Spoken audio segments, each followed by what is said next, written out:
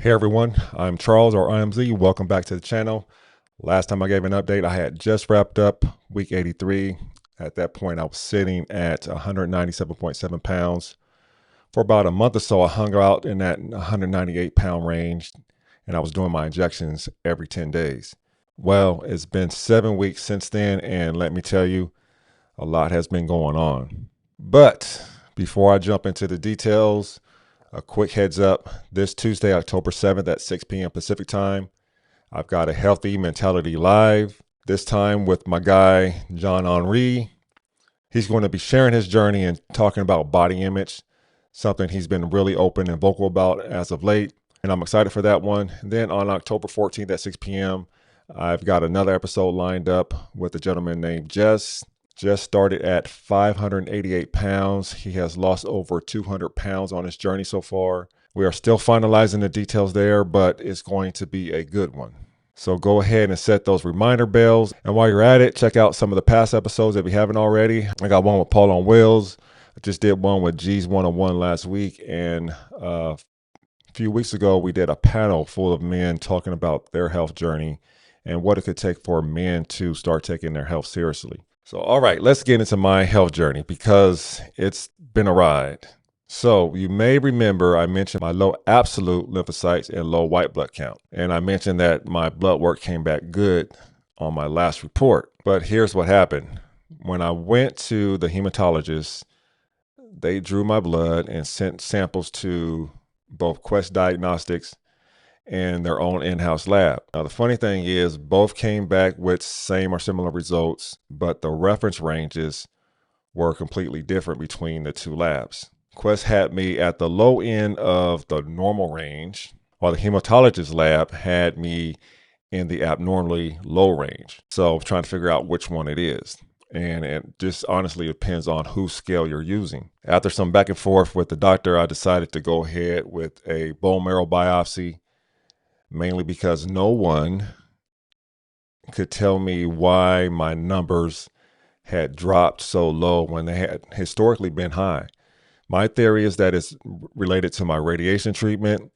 Their theory is definitely not related to my radiation treatment. Now, the biopsy was supposed to give us answers that the blood test couldn't.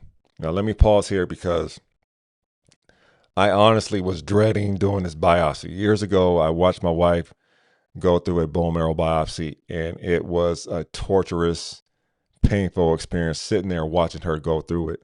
And I kept thinking, why would anyone in their right mind dedicate bone marrow if this is what they have to go through in order to donate? So as the day got closer for my appointment, I even thought about canceling my appointment. And I was like, they're not going to have me up in there hollering and screaming and crying out for my mama. But you know what? I went through it and I absolutely felt nothing. There was nothing, no pain during the procedure, no pain afterwards, and nothing for the days that follow. So I'm just going to say whoever did my wife's biopsy absolutely botched it. Now, the results of the biopsy came back normal, which is a good thing. But it honestly leaves me in this weird place of uncertainty. They're saying radiation didn't cause it. I still believe it did. So now I'm just going to have to do regular blood tests to keep monitoring to see where things go and keep an eye on things. Thankfully, they tested me for a whole host of other things, and all those things came back negative. But then again, I have no rhyme or reason as to why my numbers dropped, because they're telling me that the radiation didn't do it. Now, I honestly believe that the radiation did absolutely do it. Now, let's switch gears back to my GLP-1 update. Again, at week 83, I was doing a 10-day injection, but after about 8 weeks, I started struggling with food noise at the end of that 10-week window. And I had a hunch it's because my med levels were dropping too low. So I started using the Biopsy app to track my estimated levels. And sure enough, my levels were dropping below that estimated 4 milligram level.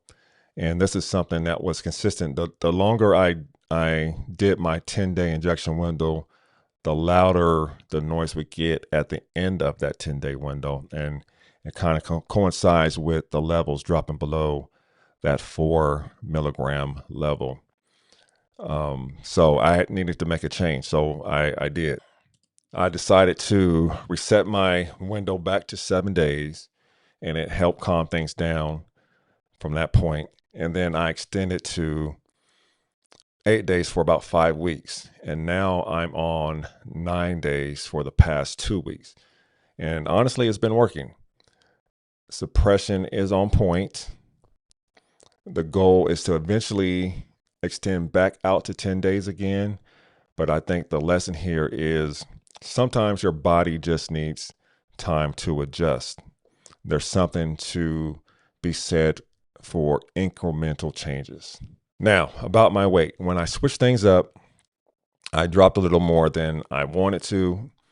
On September 15th, for example, I hit 194 pounds even. And as of yesterday, I was 195.3. So I'm happy to see that balance again and that increase. But here's the catch. I really haven't been working out other than walking on my breaks at work or doing some dumbbell lifts at home. I haven't put in consistent gym time or any gym time for that matter. Part of that is me being lazy, and I own that. But the bigger reason is I've been trying not to lose any more weight, especially with this adjustment of the window. And my BMI actually dropped to 25 and even dipped below that a few times, which technically puts me in the normal weight range.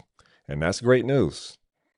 A lot of people would be happy about that, and I'm not upset about it, but it also makes me wonder how my insurance company is going to look at it when it's time for me to renew my PA. Are they going to say you don't need this medication anymore? And that's something that I've been thinking about. So I want to hold on to that 197, 198 range as long as possible. Anyway, over the last 7 weeks, my average weigh-in on my official weigh-in day has been 196.6. And if I zoom all the way out, all 48 of my weigh-ins since week 83, my average is 196.35. So it's been pretty consistent. So to wrap this whole thing up, as I'm completing week 90, I'm at 195.3 pounds. That is a total loss of 119.8 pounds since January 12th of 2024, which represents a 38% weight loss. My body fat percentage is at 18.4%, down from approximately about 41%. My blood pressure this week was 102/65.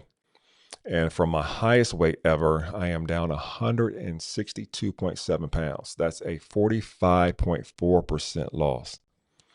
Along the way, I've reversed my sleep apnea, prediabetes, insulin resistance, metabolic syndrome, stage 2 hypertension, high triglycerides, high cholesterol, and joint inflammation. So that's it for this update. I'll be back in a month or so to give my next one.